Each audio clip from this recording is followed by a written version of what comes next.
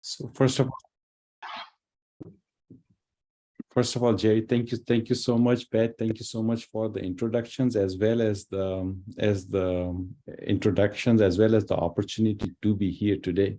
I really appreciate it. I think somehow I need to meet Priya in person, and I need to buy her lunch or dinner or something, because she did such an amazing job of setting this whole thing up. I was just listening through the things that she was saying and the feedback that I was collecting over there. I collected 11 different things that came up over there, and out of those, 3 of them related to 360 assessment, or the DISC assessment, or the Clifton assessment. So assessments of a different kind. And I'll touch on that also. That was not part of the plan, but I'll touch on that too. So let me go ahead and share my screen. First of all, one of the things that I would say is that I feel I still am not used to being called doctor yet. So when somebody says that, I say, are they talking to me or are they talking to someone else? Because I just got my PhD in August, so I'm still new in this area. But I was a professor at UNT for 3 years, and while I was a professor there, I also did my PhD there, and my PhD project is my dissertation is what I'm really going to be presenting today. So the PhD dissertation that I worked on was AL360 feedback, leadership development through there, and also how we can kind of use technology to kind of bring a new generation of a platform. So it's fairly new, and as Pat mentioned, I'm a professor now at Texas Christian University in the Neely College of Business in the Information Sciences and Supply Chain Department.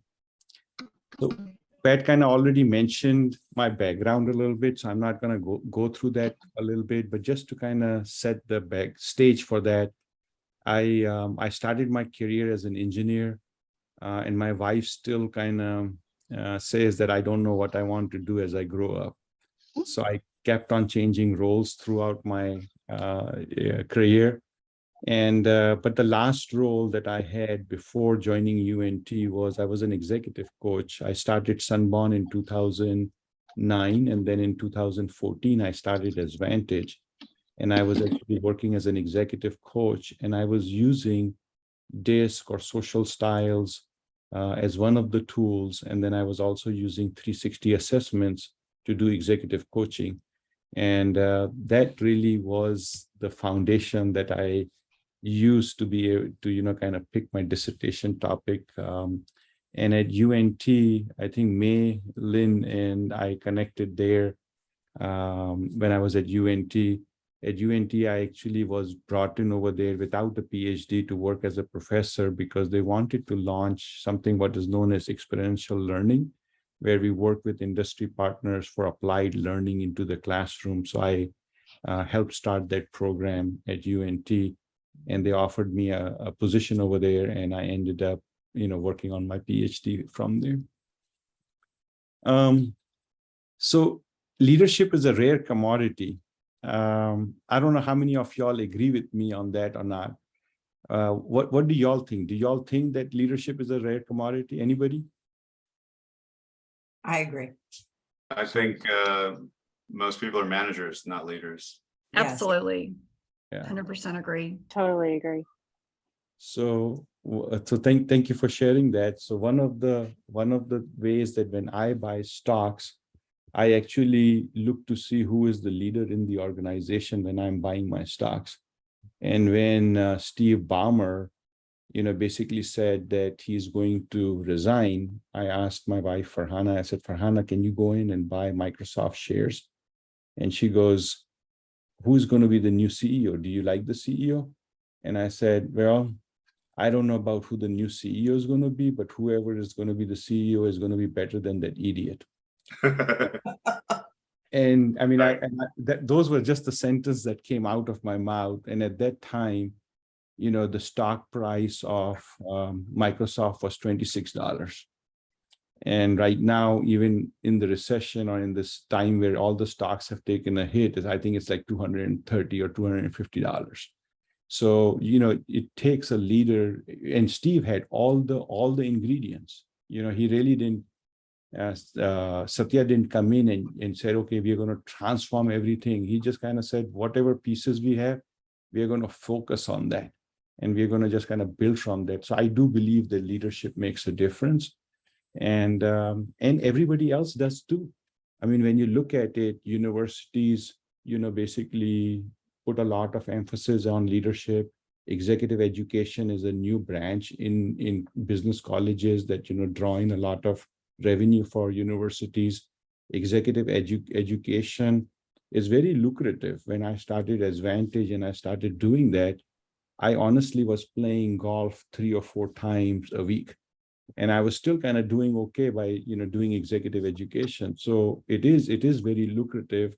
And the research also supports that. I mean, $370 billion globally, $169 billion in US alone in 2019, according to Westfall, is spent on leadership development.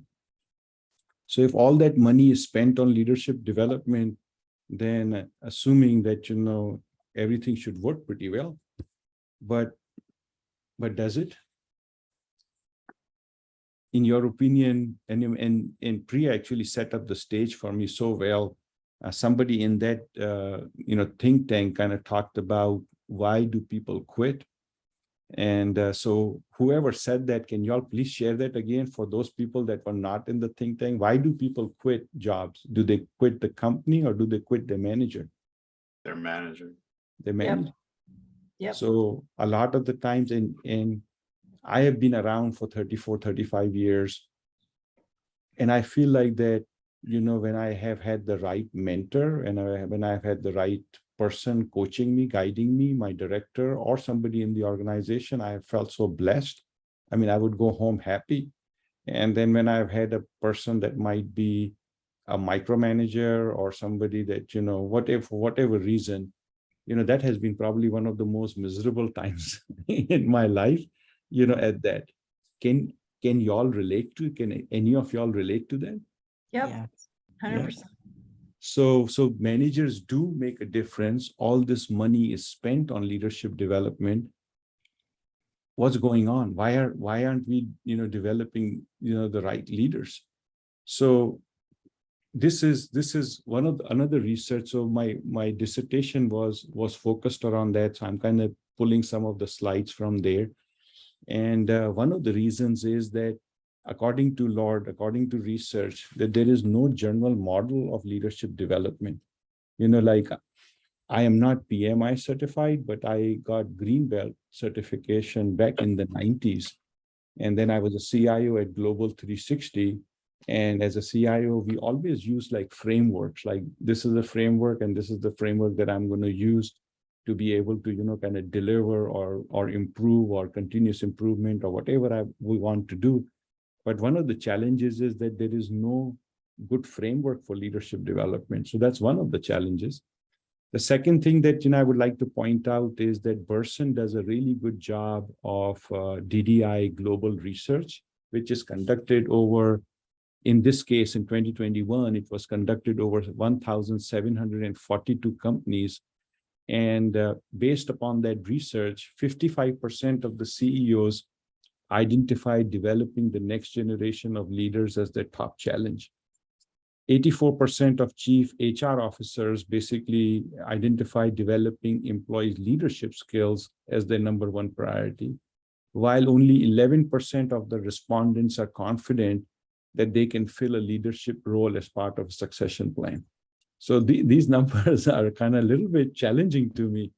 And so, it kind of makes me wonder as to why aren't we building leaders in high school and in college? Why aren't we building those skills much earlier in the cycle? And why do we have to wait for so long to kind of build those leadership skills?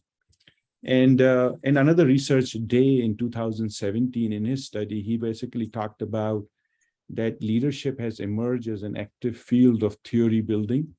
and over the last 10 to 15 years.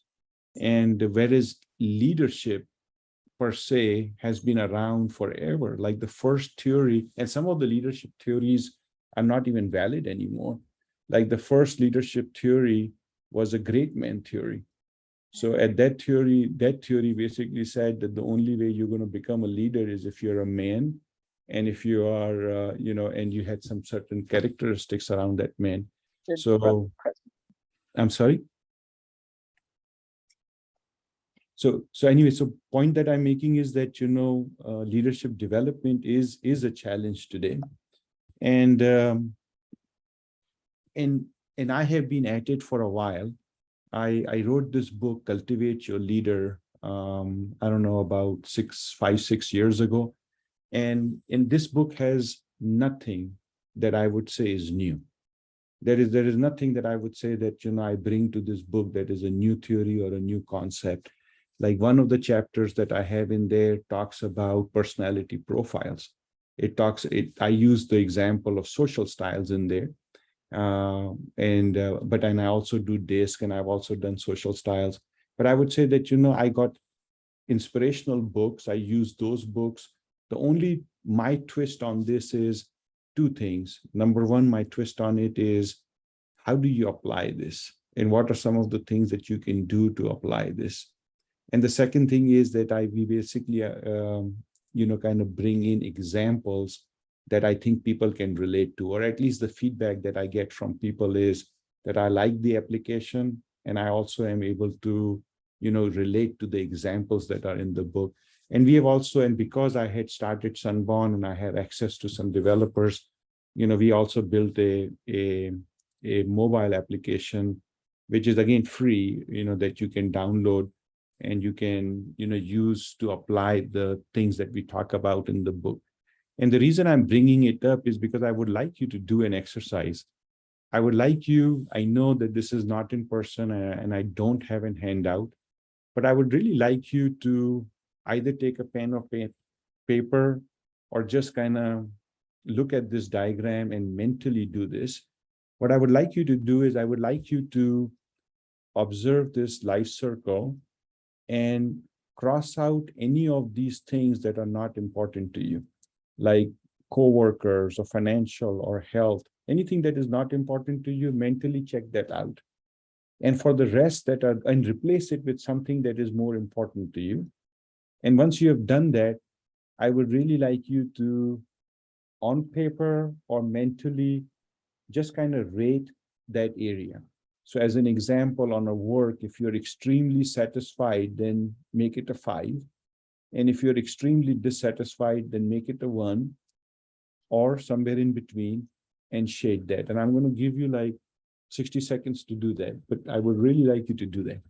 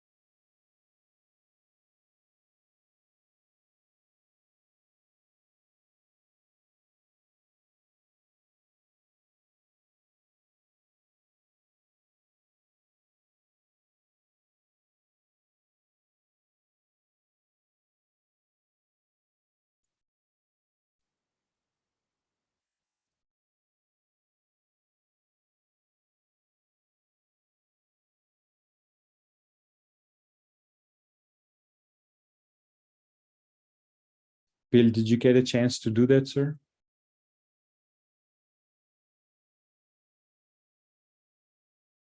Bill or Amelia or the few people that I can see on my, or Aina, did you get a chance to see that, or did anybody get a chance to do it? I went through and did it mentally, but I'm still working on it. I'm just curious if I should give more time or should we? It made me stop and think about what's important. And I gather that's your objective.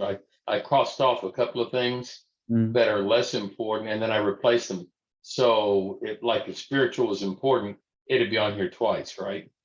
If it is that important to you, yes. Yeah. No, just as an example. Yeah. Let's see how it goes.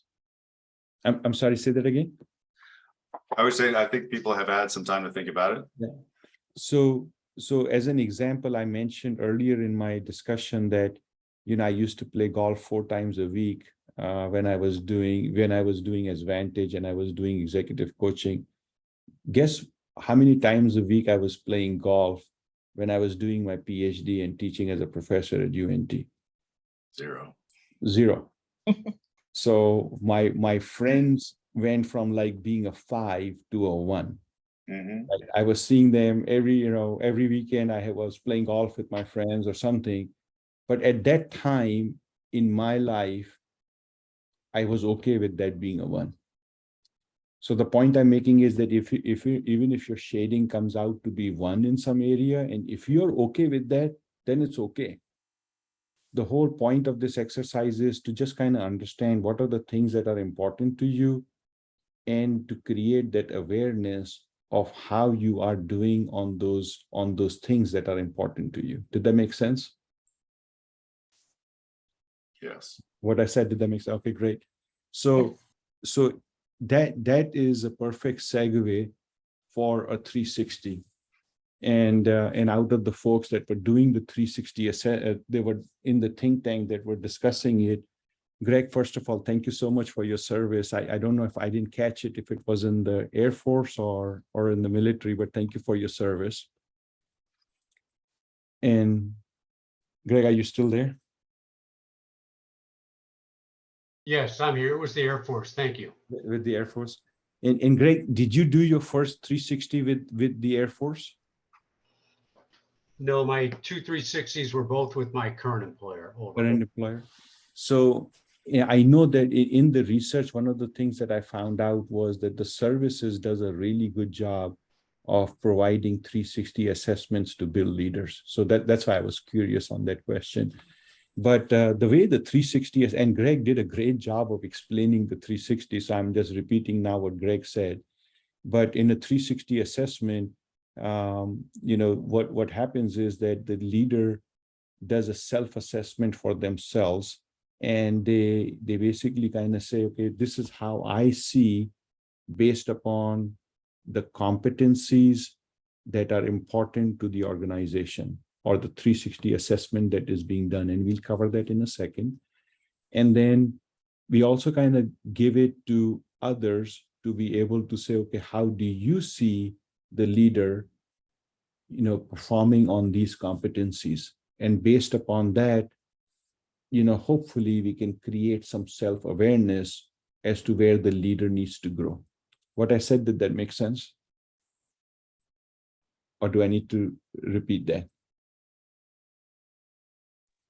No, makes sense. So it would be very similar to what we did on the life circle, except it's more expanded, of course, but except that not only did I, did a life circle assessment on myself, but I also gave it to my wife and I gave it to my children. And I basically said, can you also tell me as to how I'm doing on these things? And then I can do a comparison to basically say, how do I perceive myself to be doing on these things? And how does my spouse and my children perceive me to be doing on these things, to hopefully create that self-awareness and maybe, identify some blind spots. And 360 assessment is used at 90% of the companies. So 90% of the Fortune 500 companies have been using 360 assessments, but they are restricted to the top executives of the organization. And the main reason why they are restricted to the top executive of the organization is because the cost associated with 360 assessment. And there are two kinds of costs associated with 360 assessment. The one is the cost of the assessment itself. And then the second one is that typically all of the assessments come in the form of a report. And you need like an executive coach or some kind of a coach or a mentor or somebody in HR that can look through the report, decipher the results, and help you understand as to what the blind spots are, or where are the opportunities for improvement, and where are you doing well. And so that kind of restricts it to that. And the bigger cost of the two, even the assessment cost, they vary anywhere from $100 to like the good ones like Hogan and CLA, they are like $500 per assessment. So the cost kind of vary, but that really is not the key cost. The cost really is the cost of the coach that is going to work with you to do that. So those two things kind of makes organization to restrict it to the top executives of the organization. Now here's one of the diagrams that I really like, and this is from Bracken, and he did it in 2011, and then he again updated in 2019, but he used the same graph, or he referenced the same graph. So I'm using that graph. And there are basically 5 key things that keep getting repeated in research. And what what continues to get repeated in research is that number one is that the assessment needs to align with the organization's goals and values. So meaning that you cannot take an off-the-shelf assessment, a generic assessment, and expect the same results versus a customized assessment that is aligned with the values and the goals of the organization. And earlier, I think Mahadev basically said that, a lot of the times people kind of go in an organization and they're kind of given this kind of impression that these are the values, but once they kind of join the organization, they kind of say, what happened to those values that I was kind of, brought into in the organization? Madhavi, did I capture that correctly? Yes, that's correct. So thank you for sharing that. And again, Priya just kind of helped me out a lot.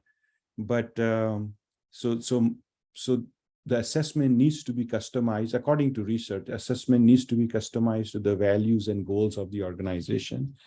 The second thing is that the process features have to be very good, meaning that you have to be able to communicate to the people that are taking the 360 assessment that it is for employee development, it is for your development, it's not to punish you, it's really to help you grow.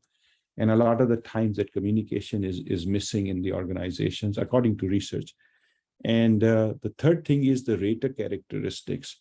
So, and again, that was also brought up in the think tank that, people do not provide, good feedback or honest feedback. And so sometimes it's a good idea to let the the leaders pick their own raters and basically say, these are the people that I trust. Now you might suggest it, but let them kind of pick. If you really want the people to improve, let them do that. So the raters have to be credible. And then the number 4 is that creating that self-awareness, just like we talked about in the life circle, and then getting that acceptance of that awareness, right? Like, I see the blind spot, but I also accept that I need to improve in these areas. And that usually is done with an executive coach. And now once you have done that, then, how do you hold people accountable to where there will be true behavioral change? So again, research says that, most organizations do not do a second 360 assessment.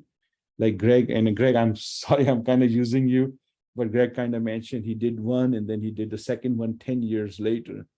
But in an idealistic world, you should do the second one like 12 months later or 18 months later. So you can see that did the leader put in the effort? And if they put in the effort, did that effort allowed their behavioral change? And if not, then, we need to do something different or put some additional effort in there. Any questions on anything that I've shared on this slide? Was I able to explain it properly? Yes, Yes, and the it only was very thing, clear. Yes. Okay, great. Yes. Thank you. So if 360 feedback reports work, if 90% of the organizations use it, then why build a new one? Like why? And there are hundreds of 360 assessments that are out there in the industry. So why build a new one? And this is where my wife always kind of puts me in check, and she goes, you just can't go with the flow. You have to make life more difficult for yourself. And I did, because I started building the application in year 2 of my PhD, and I did my PhD in 3 years. So year 1, it was like identifying what my PhD topic is going to be. Year 2, we built the application, and year 3, we actually leveraged it with the company, first with students, and then with the company to kind of validate the model. And that was my dissertation. But the reason is that most of the 360 assessments that exist today, they're paper reports. They're basically reports that you have to look at to decipher and understand, what you need to do. And I felt like that there had to be a different way to do that. So one was that we had to bring the cost down if the objective was to make this assessment work at all levels of the organization. And I'm hoping even with like high schools and colleges. Then the second thing was that modern technology had to be leveraged to fill the gaps. So a lot of the things that was mentioned earlier, that managers are the only one that, you basically can see the direct feedback. The rest of the feedback, you have to have a minimum. In our solution, you have to have a minimum of 2 raters so that the anonymity is there and people do not know where that feedback came from. And so those things we didn't take away. Those things are still there. But what we did was we basically said we need to leverage technology, and we need to put the leadership development in the hands of the leader. So I, as a leader, if I want to improve, then I need to be able to, do this myself without having to rely on an executive coach. Again, executive coach, if you can afford it, great idea. But what if there was another way to do it? And the other way that I did it in research and we basically agreed upon as a team was that we wanted to bring the learning theory of constructivism into the model and the learning theory of connectivism into the model. And constructivism basically means that I am responsible for my own journey. I am going to discover, I am basically going to have some self-guided learning. Give me my options and I'm going to take control of my journey. And connectivism basically focuses on that I'm going to learn from anything and everything, and I'm going to connect from everybody. So like as I tell my students that every time I go in a classroom, I might be able to share something with you and you might be able to learn from some of my experiences. But I promise you that I will always come out knowing more than I knew going into the classroom, because I'm going to learn from you. And that is what connectivism is all about. So with that said, this is the solution that we actually built. We basically call this solution Adaptive Learning 360. And we are in phase 2 of the overall vision as to where we want to be. And this solution basically has 5 different modules. The first module that we have is what we call assessment. And assessment actually gives an organization the ability to create a customized assessment. No. I'm sorry, is there a question? No, that was just somebody's Okay. background. So assessment is something that is basically just a customized assessment that we can use. So right now I'm working with a couple of my friends that are in the agile space, and more specifically in the space agile space.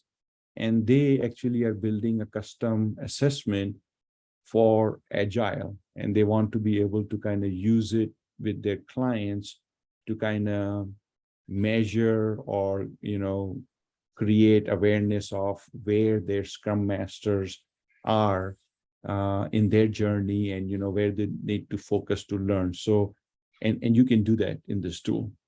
The second one is the program, and the program basically is something that is more focused around the mechanics of setting up an assessment, sending out the assessment, collecting the feedback. So all that functionality, or the detailed work that needs to be done to gather and collect feedback, send and collect feedback, is in the program module.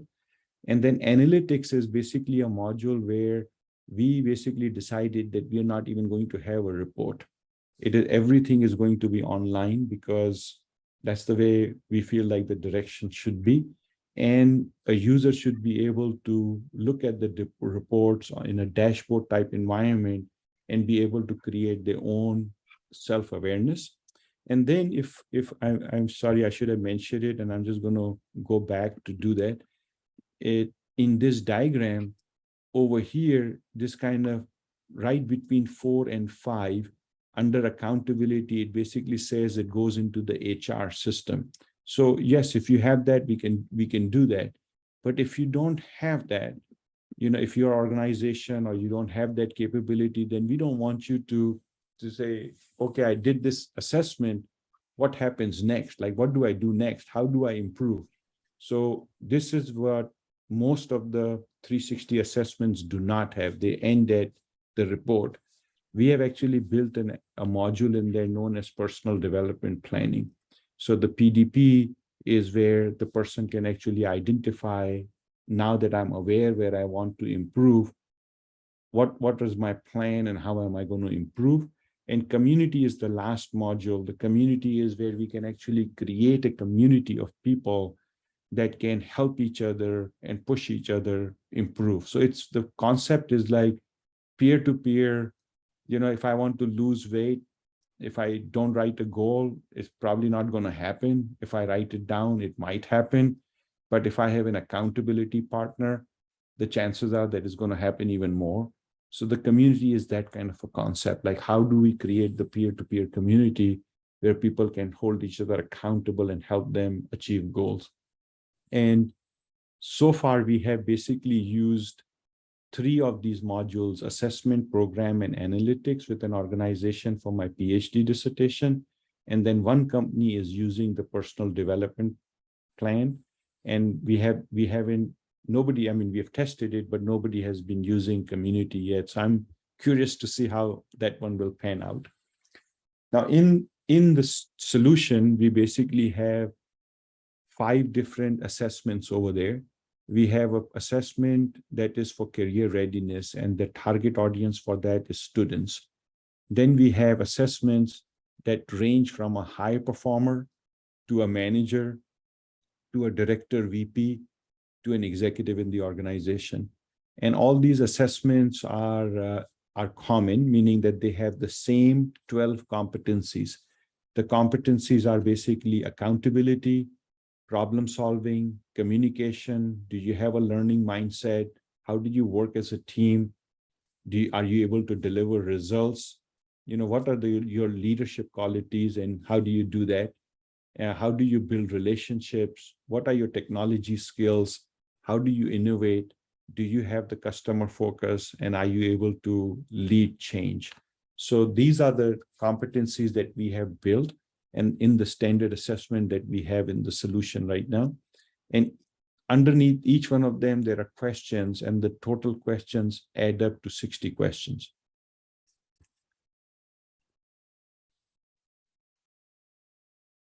Here is some of the feedback that we have had. So this is directly from my dissertation. And for the organization where we did this study, we basically did not target the executives. We basically said executives cannot do this all the time. Let's target like high-performing individual to a manager. And manager is where we stopped. And few things on that. Number one, the assessment that we built was a custom assessment. So it aligned with their terminology, it aligned with their business values. So it was a custom assessment, not one of the 6 the 5 that I mentioned on the previous slide. And then the second thing is that I did not do a good job of giving them an overview of the solution. So they did not know that they could also provide qualitative feedback like comments. They only provided quantitative feedback, and they did not really understand, the functionality. So looking back, if I would have provided an overview of the platform, I think they might have been able to use it better. But this is their feedback. So I'm not going to go through that, but in general, the feedback was that they were able to recognize their areas for improvement. And they also felt like that this not only helps them with their current job, but this also kind of helps them, improve as leaders, no matter where you go. Now, one of the things that I would talk about is this user Zain, and all of these are pseudo names, but Zain basically did not feel like that the raters that were selected for her, because the raters were selected in this case, were the raters that had credibility with her. So she came off from a defensive mode and I don't know if I trust this feedback, because the raters are not, people that really know me. They just kind of, are there. They know me a little bit. And, but even with her, she felt like that it helped her. So that was good, but she had some really good feedback for us. So then coming back to the question that that was asked earlier of Pat, that we are basically trying to see how this platform helps people, and we would appreciate your feedback, and we are offering this assessment to you, everybody that's on the call. And if Pat wants to kind of invite more PMI members that are not on the call, I'm good with that too. But any of y'all that want to take this, it's open to y'all. And we are basically saying October 13th to 21st, if you sign up, we will send you an assessment. And the way you would sign up is by going to this page, and I can, if y'all want, I can give you a few minutes to do that too. And all you have to do is put in your first name, your last name, your email address, the company, and what assessment type do you want. So we have put all the assessments in there, what assessment type you want, and any messages that you might have for us. And somebody is going to, receive this email. I mean, Mariam is going to receive this, and she will set you up, and she will send you a message. So what I mentioned over here, was that clear? Dr. Ali, I have put the URL in the chat. You already did. Thank you so Yeah. much for doing that. And I've already logged in. Okay, great. So we'd be happy to do that, and we'd be honored to not only offer it, but also if you have any feedback for us, we would appreciate the feedback too. So we are fairly new in our quest. My long-term vision is that I want to be able to use predictive analysis and machine learning to be able to make it to where we are actually using technology to assist us also. We are not there yet, but that's the long-term plan. And the last thing that I wanted to do was just kind of provide like a quick demo of the application. Would y'all like a quick demo of the application so that y'all know how to use it? Please. Okay, great. So I'm going to stop sharing this. Oops. And I'm going to share.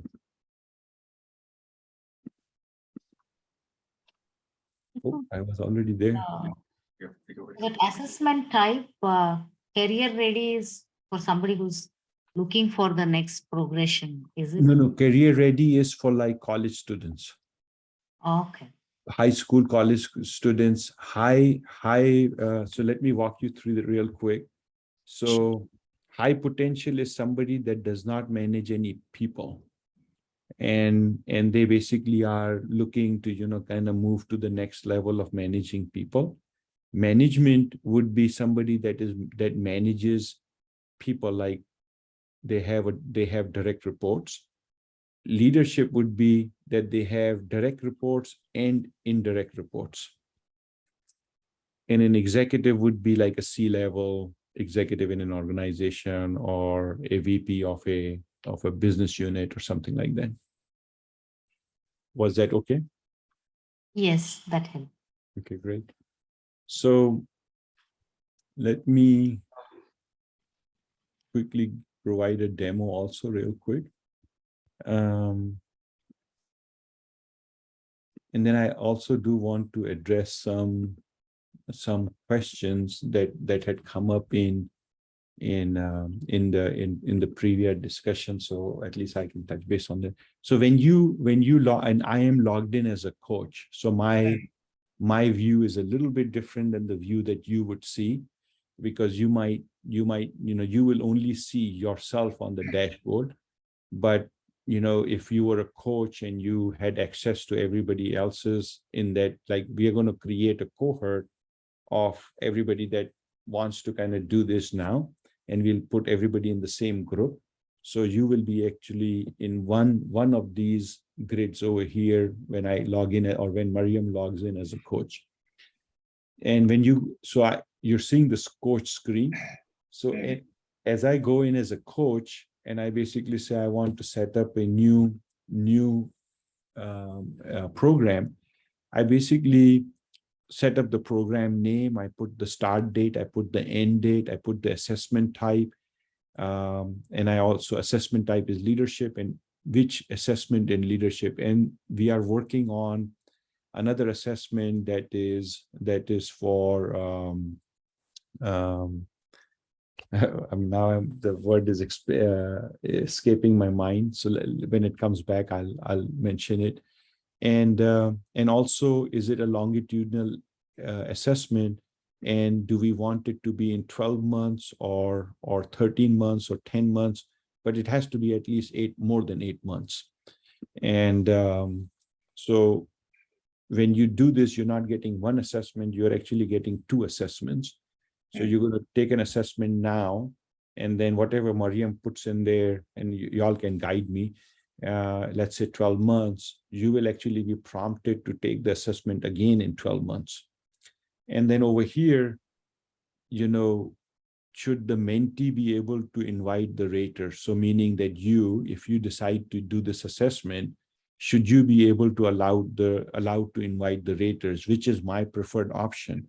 But a lot of the times, and this was a question that was in the think tank, a lot of the times the assessments are used for self-awareness, for leadership awareness, or leadership awareness, gap awareness, so that leaders can improve themselves, so they can move to the next level of the organization. So that 90% of the time, we hope that that's what organizations are using for. But 10% of the time, what also happens is that, and I don't like doing these when I was an executive coach, but they are not happy with an employee, and they want to kind of use this as a tool to kind of give the employee one last chance. And if they don't improve, they want to, kind of move on. And in that scenarios, a lot of the times the organization do not want the mentees to invite the raters. They basically give me a list and say, these are the raters that we want you to invite. So that's why we have that option over here. And then paid by mentor, or it can be paid, direct by the organization or the coach also. So that is the program. In the analytics, and I'm going to pick one demo that I have. It's a UNT demo that I did in fall 2021. And in this demo, I basically have a gentleman by the name of Al Sample, and he completed it in August 2021. And that person gave this demo, this assessment to self, one manager, 2 peers, 2 direct reports, 2 others, and the total raters were 7. So instead of a report, what we basically do is we basically say, you know, you should be able to self-discover this. So I should be able to say, you know what, I don't want to look against all raters. I just want to look at self and the manager. So if that's what you want to do, you should be able to see how the manager is ranking you and where do you think, you know, it is. And this radar chart is just a big picture. And by the way, if the manager is doing it, how are my peers doing it and rating me? Well, there seems to be like a big gap between what my manager is saying and what my peers are saying. So hopefully that creates some, and of course, this is all fictitious data, but hopefully that creates some self-awareness that maybe the way I treat my peers is not the same way I treat my managers, my one manager, and you could have multiple managers also. And what about my direct reports? So, well, my direct reports are like a little bit better than my peers, but not as good as my manager.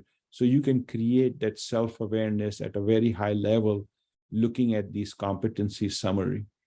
In the prioritized competencies, this is where we ask the manager to basically identify that out of these competencies, and this is not the 12, this is the career readiness one, but what is the priority that my manager said, I said that are important to me?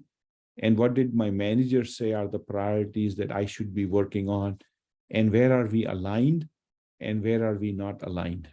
So if we are not aligned on our priorities as to where I need to improve on, this view gives you an opportunity to basically, you know, have a discussion with the manager and say, hey, this is what I thought, this is what you thought, what should we do going forward? So that's what this view provides. The competency detail basically explains the competency. It provides the ranking of what everybody did. And it also gives your personal average, and it gives the group average of everybody that is in the PMI group, because that's where I grouped it. And by the way, here's the community average of all the people that said that they are high potential. You know, how do they rank? So how do you compare to them? And then comments is actually if there were any qualitative feedback that was provided, it would be captured over here, but again, with no names. It would be just like which category did it come from. And then if I had an observation that I wanted to document, I could actually do it in the key takeaways. So I could go in there and I could type in right now it's disabled, but I could go in and I could type in my key takeaways over here. The ranked competencies basically give you a view of how your competencies ranked, where do you think you're strongest, where you, and again, it's like that French thing in the golf example, right? I might be not good in equity and inclusion, but in the environment, if I'm okay with it, then I need to go focus on something else. But it does give you that awareness that, you know, this is how the ranking is. And the ranking can be by self or by manager or by peer. So that actually varies also based upon, you know, how people ranked you. And then the group comparison basically looks for like trends. So based upon the trend, I can see that if I take myself out and if I take all raters out, what trend am I seeing? I'm seeing that my manager is consistently rating me higher. Sometimes my others are also rating me pretty high, but my peers are actually rating me pretty low. So what is the trend? Is there a trend that I can see? And then this questionnaire result, this is probably the most important, because it allows you to drill down into the exact question that you're being ranked on, and that allows you to set a very specific goal as to what I need to focus on to improve. And then again, we eliminated the paper. So now what happens if I want to share it with someone?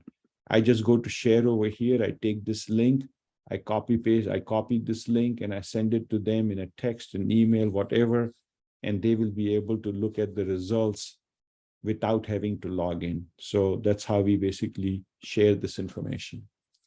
Any questions on this before I move to the next one? Oh, that's fascinating. Thank you. Yeah, and it's different from reading it and looking at, watching it. It's good. Mhm. Mhm. Great. Yeah, please. So the next module that we have is the personal development plan. And the personal development plan, again, I'm going to pick the same demo and I'm going to pick Al sample. So here Al is basically getting a summary of the results, right? So review results. I want to be able to see my results if it has been a while, the comments, the qualitative comments, or the quantitatively, what was the average. And then we are basically giving them an opportunity. And this is where most of the 360 assessments end, right? Like they end with the paper. We are basically saying, no, you can do this yourself. Now, over here, we are basically giving them an opportunity to reflect back and say, what are the strengths? What are my strengths? What are my gaps? What are my aspirations? What do you think are my barriers? And how can I, potentially overcome them? And then based upon the data that we have collected, and again, this will improve in future releases, but what is potentially my strength and what is potentially my gaps? So where do I need to focus on? So this is just to jog your memory right now. And if I believe that this is where I need to improve in, then which competencies do I want to really improve in? Is it critical? I mean, I picked in this case, critical thinking, teamwork, and technology. So I want to improve in these areas. Then I go to recommendations and I basically get these things that the coach or the system, so we are getting there. It's not very robust, but it's there. There is something in everything, in every competency that we are trying to put some content in there. So I can actually go in and I can say, okay, what is this perfect team? Let me review it. So let me find something different. So group decisions making that work. So, that seems interesting. Let me look at it. So, and I've already added it, but it's basically a video, I think. And so is there something that I have not? Yeah, so preview. And then I can add it to my goals. So, and I can also, as a coach, I can make it mark as recommended. So if it's marked as recommended, then, it will kind of end up as a recommended for the mentee or the leader that's trying to develop themselves. And it's a TEDx. And so once I've kind of selected the things that I want to do, they will show up in my, maybe not. So maybe it's closed. And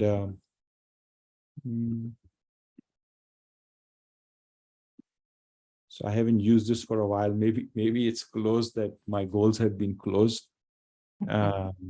But they would show up in my goals, and then I can also monitor my progress. And I know I'm running out of time, so I'm just going to be very quick. In the community, and again, we have not used communities with anybody yet. Like nobody has used it. And if PMI would love to help, I mean, if they would like to use it, we would love to kind of test it out.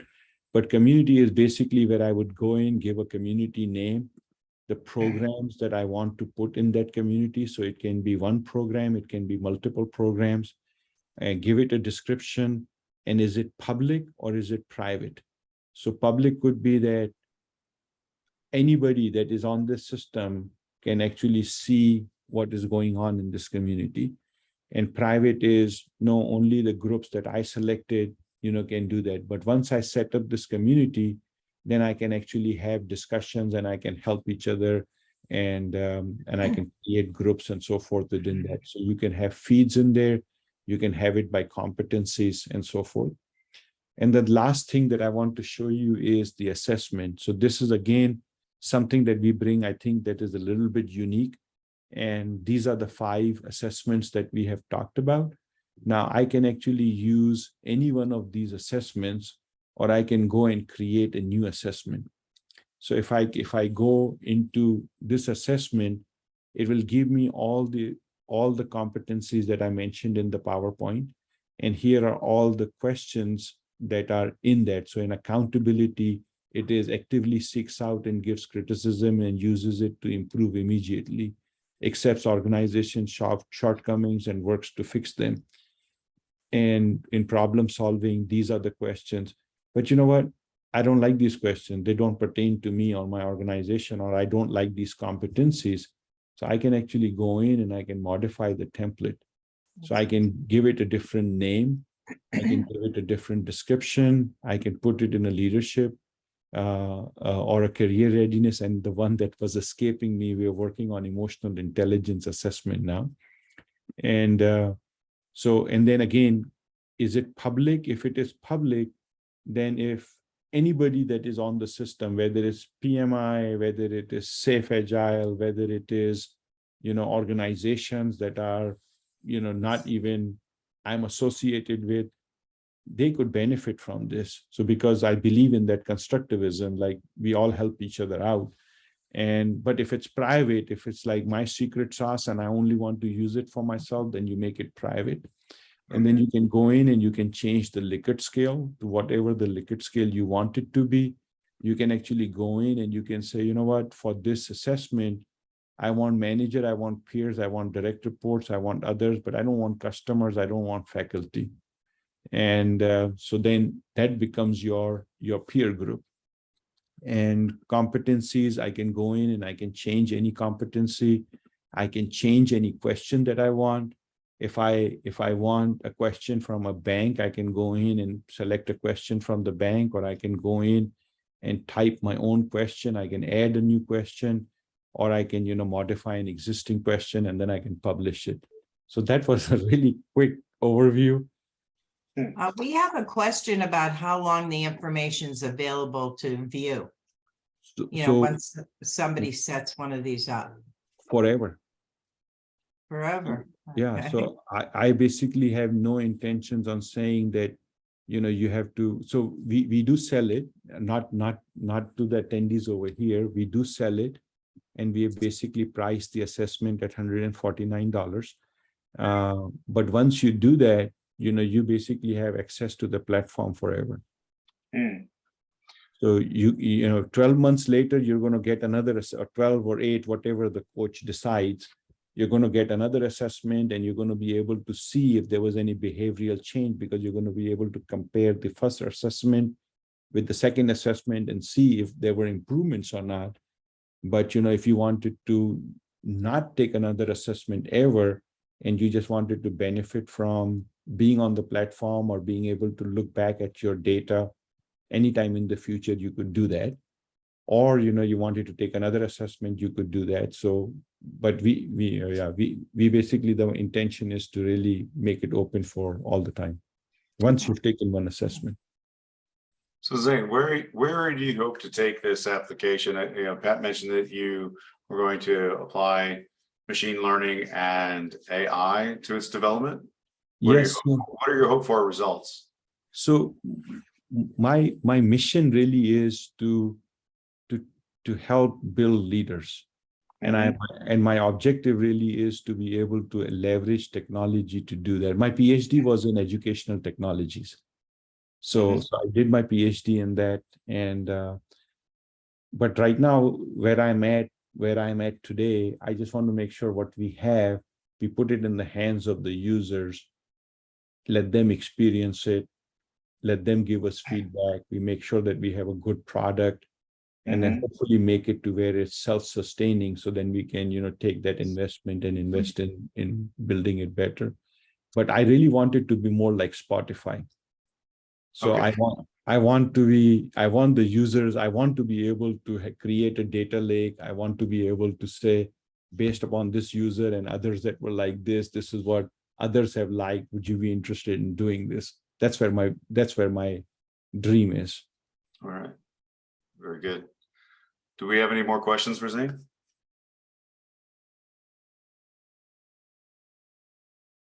They're all stunned into silence. Yeah, you can come off. Yeah, I have a question. Put them in. Good. Yeah, please, Brian. Real quick question. Machine learning, that's really interesting. So are you looking to make this predictive? So when someone fills out the form, that it's predictive of how successful they will be when they move into the next role. No, I did not think about that. You're thinking further along than I am. I basically Somebody's had ambitious. I basically had more of a vision like based upon prediction. Yes. So I basically at TCU, the classes that I teach is around statistical modeling, around RPA. And the next one that I really want to get into is more around machine learning and so forth, which I haven't yet. But my objective more is to be able to say, based upon other folks that have done this, I have no idea whether they got promoted or not, but they were able to see behavioral change based upon their data, not looking at any particular, but based upon your profile and others that have a similar profile. They did these kind of PDP activities that help them, improve their behavior. So if you're interested, these are the things that we would like to tee up to you. That's where my vision is. And I did see on a prior slide that you saw how this might feed into an HR system. Yes. Could you elaborate a little bit more on that piece of it and how that could be used? So I know, so as an example, success factors with SAP, right? They do a really good job of PDP, and they do. So we are not here to replace that. So if somebody is doing that, then we would just integrate with their HR system to where here's the data that came out, and now you manage that personal development planning in the system that you already use. Okay. All right. Yep. Thank you. So if I can sneak in a couple of minutes, I would like to just answer the question. So one of the questions was the blind spots. So the 360 assessment is used to be able to identify the blind spots. And when people get anonymous data or anonymous feedback, they are able to take that feedback much better. And just like, we did with this company, the better approach is you get that feedback, you share it with your manager, and you have a discussion. But that will really help out with that a lot. Follow-up and support was another thing that was brought up in Think Tank. Follow-up and support is probably the most expensive component of a 360 assessment with the coaching. Our objective is to create that with peer-to-peer learning and community, which again is not tested in the field. It's tested in the, in our development shop, but it's not tested in the field. And then the other question was awareness of perceptions. And yes, so I do believe that 360 assessments in journal, they do a very good job of that. Anonymous surveys, yes. So apart from the manager, all the rest of the categories are anonymous. And then, so most of the time, I believe that the 360 assessment should be focused around self-improvement. But if you do what you do and you make the changes that you make, you will definitely get, in my opinion, you will get promoted to the next level. That was a discussion in the think tank. And if you're not, then maybe not at this organization, but at a different organization. So focus on your self-development and refrain from critical information. I don't remember what that one was. And then constructive feedback. Yes, I agree that a lot of the time, I think John brought it up, a lot of the time is that your rate of credibility and constructive feedback is really important. All the research supports it also. So hopefully Priya helped me out by setting up all this up, but hopefully I was able to address that.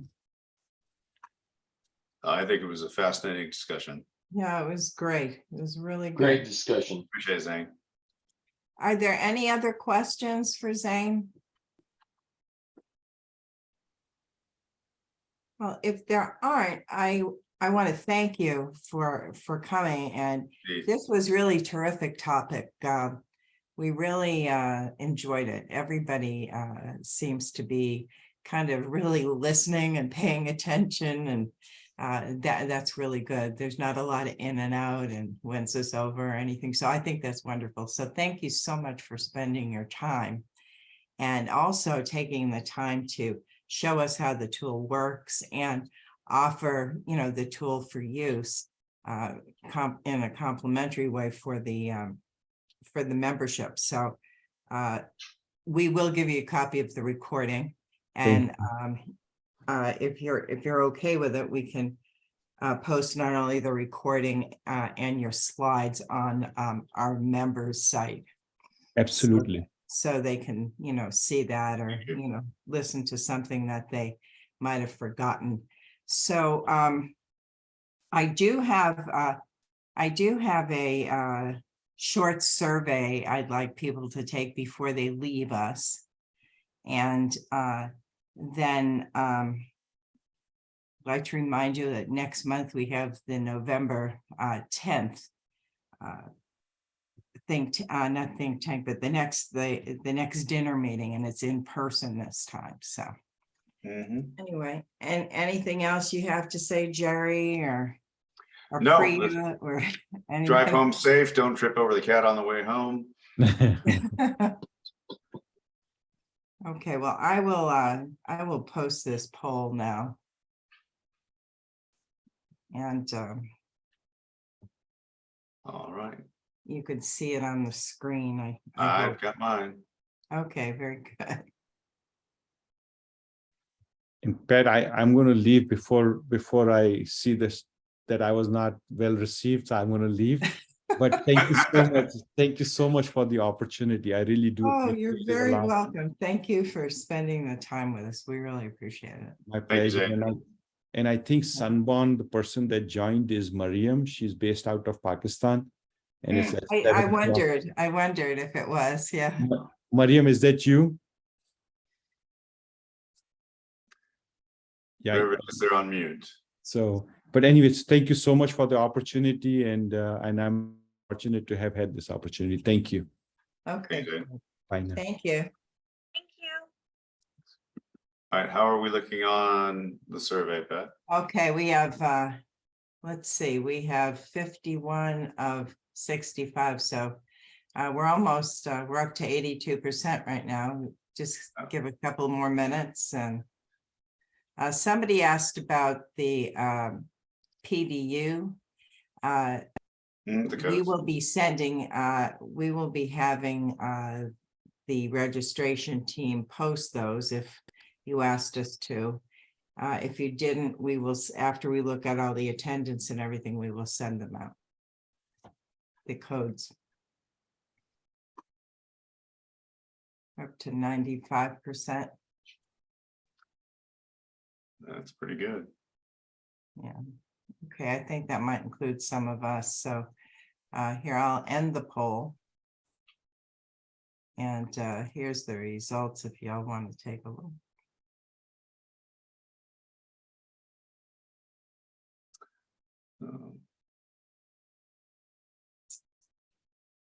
All right. Yeah, I'm glad the think tank was pretty well received and Attended. and attended. That's the biggest crowd we've had, I think. So thank you very much, Priya, for all your work on that. And it looks like everybody's interested in the assessment. So I'm glad everybody enjoyed this. And thank you very much for coming. Indeed. Thank you, everybody. Have a Okay. good night. Bye, everybody. Bye-bye. Thank you. Bye. Thank you. Bye. And thank you, Rama, for your help.